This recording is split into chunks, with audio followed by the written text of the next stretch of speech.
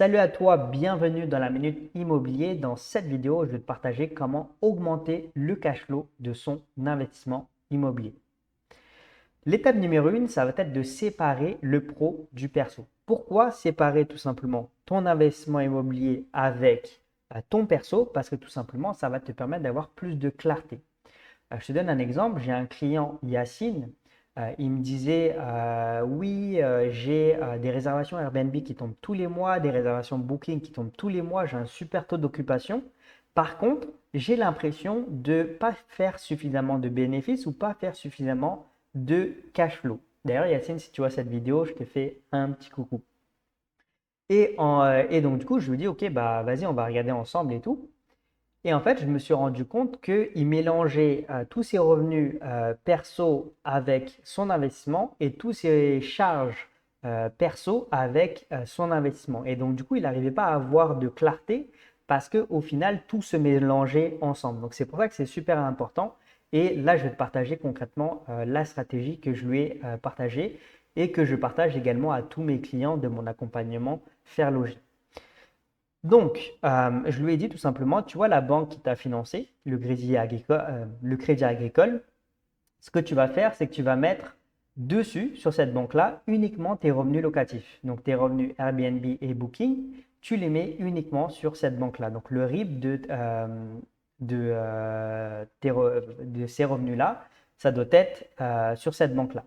Ensuite, cette banque-là, tu vas l'utiliser uniquement pour tes sorties d'argent liées à ce bien-là. Donc, tu vas payer ta mensualité de crédit. Bon, ça sera automatique, donc il n'y a pas de problème. Tu vas payer tes charges de copro, tu vas payer ta prestataire de ménage, tu vas payer tes petits travaux, tu vas payer tout ce qui est lié au final à cet investissement que tu as réalisé avec cette banque-là. Et ce que tu vas pas faire, parce que c'est l'erreur qu'il faisait du coup, c'est payer tes courses avec cette banque-là, payer tes réparations, payer ton essence, payer tes restaurants, payer tes vacances, parce que tu es parti en vacances dans le sud de la France, payer différentes choses, tu ne vas pas utiliser cette banque-là. Ce que tu vas faire tout simplement, ça va être de ouvrir un autre compte bancaire, donc un compte, la caisse d'épargne par exemple, et ensuite, tu vas donner ton RIB à ton patron pour que ton salaire soit sur ce compte bancaire-là. Et donc, du coup, tu vas utiliser ce compte bancaire-là pour ta vie perso. Donc, tu as d'un côté une banque qui est attitrée finalement à ton investissement immobilier et tu as d'un autre côté une banque qui est attitrée à ta vie perso. Et ça va te permettre d'y voir beaucoup plus clair.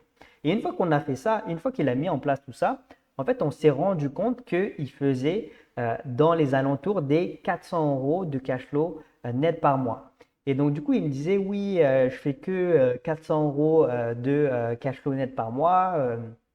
J'ai pour objectif de faire beaucoup plus que ça. Je vais aller chercher les 600, les 800 euros de cash flow. Je lui dis, OK, si tu vas aller chercher ces objectifs-là, il y a deux choses que tu dois faire. La première chose que tu dois faire, c'est tout simplement te dire, pas voir ça comme du négatif, parce que si tu vois ton investissement là comme du négatif, en gros, ce qui va se passer, c'est que l'énergie que tu vas avoir ne va pas être dans une énergie de croissance, elle va être dans une énergie de stagnation. Et en fait, je lui ai dit tout simplement, rappelle-toi, il y a même pas un an et demi, tu n'avais pas d'appartement et tu avais 0 euros de complément de revenus qui tombaient tous les mois.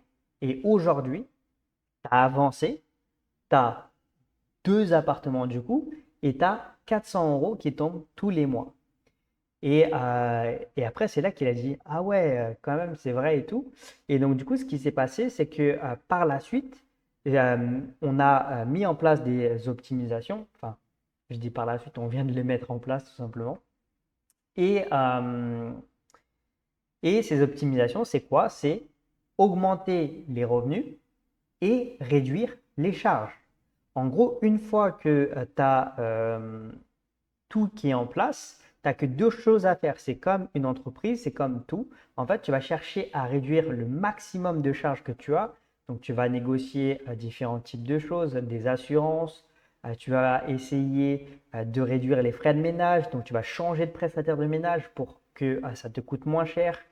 Tu vas essayer d'optimiser la durée de séjour des voyageurs pour que les voyageurs restent plus longtemps et que tes frais de ménage soient plus bas. Tu vas essayer d'augmenter tes revenus. On va mettre en place des stratégies pour augmenter les revenus. Donc, on va augmenter tes tarifs, on va augmenter finalement ton taux d'occupation. Bref, c'est différents paramètres qu'on peut mettre en place. Et donc, du coup, c'est ce qu'on a commencé à mettre en place là aujourd'hui. Et ensuite, l'étape numéro 3, c'est qu'une fois que tu as mis tout en place, tout ce que tu pouvais mettre en place, eh bien, si tu n'as pas les résultats que tu veux, là, ça va être le moment où il va falloir accepter le rendement et mettre des actions pour recommencer et investir dans un nouveau projet. Parce que tu ne peux pas rester trop longtemps dans te dire, oui, j'ai réalisé un investissement, il ne me rapporte pas à la hauteur de ce que je voudrais.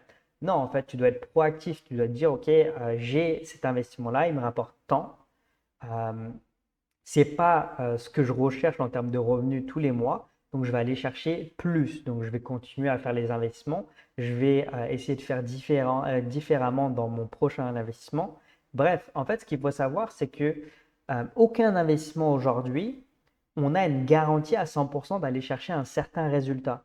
Pourquoi? Tout simplement parce que les facteurs diffèrent. En gros, je peux te dire, un mec, il a investi dans telle ville, même s'il y a exactement les mêmes indicateurs, il y a exactement les mêmes choses, et une autre personne qui investit dans une autre ville, c'est une autre ville, donc c'est un autre projet qui est totalement différent, même si tu as fait exactement la même chose. Et ça, il faut le comprendre et ça, il faut l'accepter parce que c'est ça qui permet d'avancer et d'aller chercher bien, de nouveaux investissements. Et ça, je te parle en connaissance de cause, tout simplement parce que moi, en fait, mon premier investissement, j'ai pendant longtemps renié au final cet investissement parce que cet investissement, il me rapportait uniquement 100 euros de cash flow net par mois. Et donc, du coup, je me disais, c'est nul, 100 euros, ça ne rapporte rien. Bref, j'ai un peu renié cet investissement-là. Et je vais te dire un truc, ce bien-là, je l'ai acheté 55 000 euros. Je n'avais pas fait énormément de travaux, Enfin, j'ai utilisé mon propre argent pour ce premier bien-là parce qu'à l'époque, je n'avais pas les compétences, je n'avais pas les connaissances pour obtenir des financements sans apport ou pour faire financer les meubles ou pour faire financer les travaux. Je ne savais pas faire ça à l'époque.